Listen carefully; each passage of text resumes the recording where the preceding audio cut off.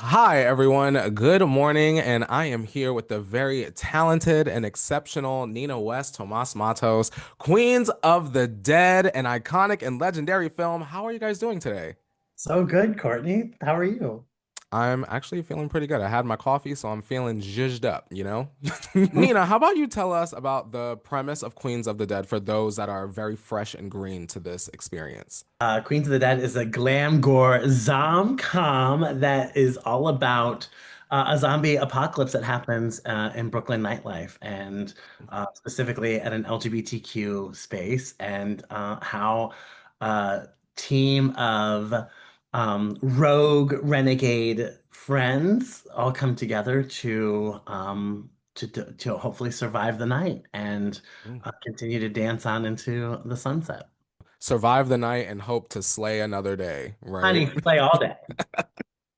That actually sounds like a fun premise. A lot of people probably will relate to trying to survive the day and the night, depending on what kind of person they are. I want to ask you, Tomas, let's get into you real quick.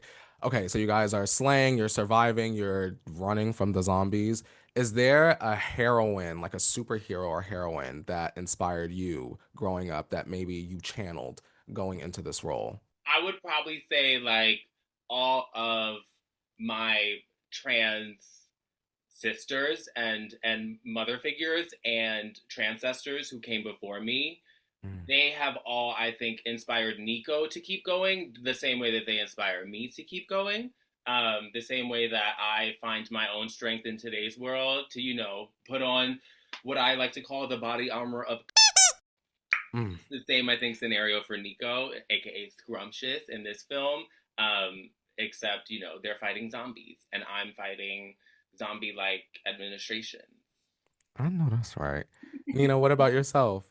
I don't know. I think I was just trying to tap into, kind of everything that led up to me being cast in a Romero zombie film, which I think was the most unseen thing. So nothing I ever saw for myself. Mm, Um, so I think kind of going off of what Tomas said, there was like, I think specifically for this film, and also, it required all of us to kind of, be centered in the space and the story that we're telling, which is an LGBTQI plus story, and mm, which is really about our community.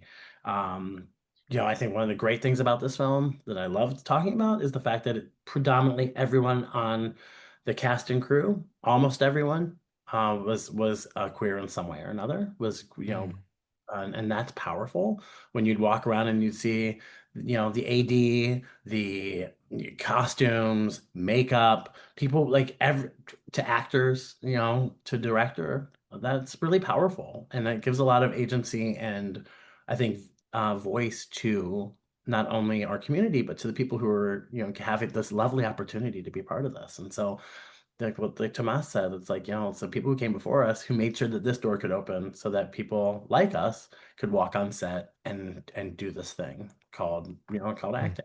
Really I, fantastic. I want to say thank you for that, both of you guys, just for participating and wanting to sort of bring that visibility to our community because there's just not enough of it, even today in 2025. Emotionally, how did you guys feel when you found out that you got the roles in this film? Let's start with you, Tomas. Walk me through the emotions of like, this is kind of well, not kind of, this is a massive deal for both of you to be in a film like this. What did you feel like when you found out, when you got the green light?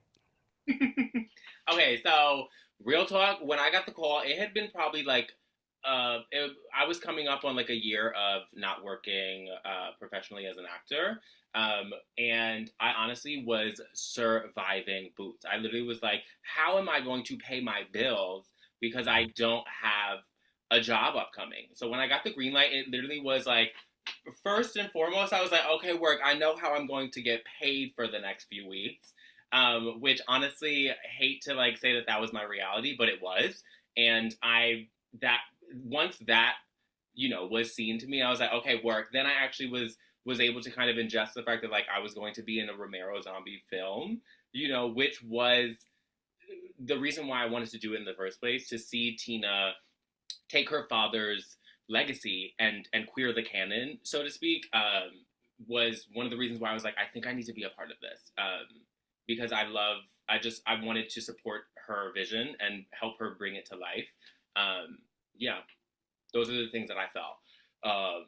Financial liberation for a few weeks, and also the fact to like make my mark in a Romero legacy film. And a mark was made, period. Damn, you think? Yes, yes, a mark was 100, 1000% made. Ah! Nina, what was it like for you? How did you feel? Give us that, Well, give us those emotions. the true story is that this film came to me and like it was offered to me last year in like April or May, and then scheduling changes happened with like shoot schedule, and all of a sudden I wasn't going to be able to do it. And then so like it kind of came to me and then it went away.